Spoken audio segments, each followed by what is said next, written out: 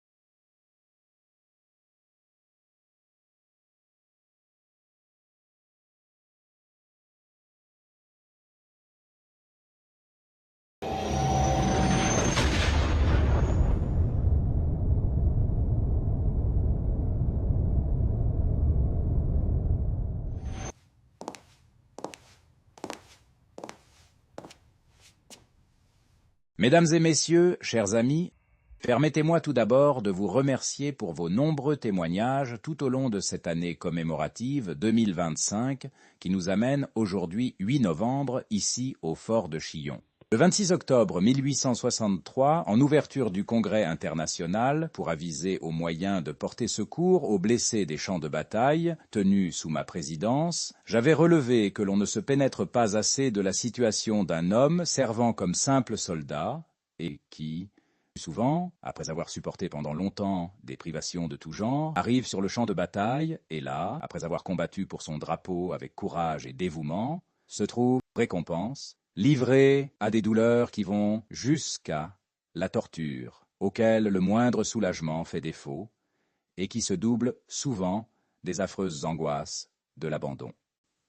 Dans le récit que vous allez entendre, Charles-Ferdinand Ramus met en scène Jean Daniel, un conscrit vaudois de ma première division, devant Fribourg, qui raconte ses souvenirs de la campagne de novembre 1847 que j'ai dû mener pour mettre un terme à la guerre civile du Sonderbund. Ce théâtre des opérations, ami du panorama de la bataille de Morat, l'AAPM 1476, vous le connaissez bien puisque c'est là que, 4 siècles plus tôt, les Confédérés avaient à briser le rêve de Charles le Téméraire de recréer la Lotharingie. 2026 marquera le 550e anniversaire de ces guerres de Bourgogne, plus précisément les batailles de Grandson, le 2 mars, et de Morat, le 22 juin 1476. C'est à ce titre, de mémoire, vous avez souhaité nous offrir ce spectacle de Ramus.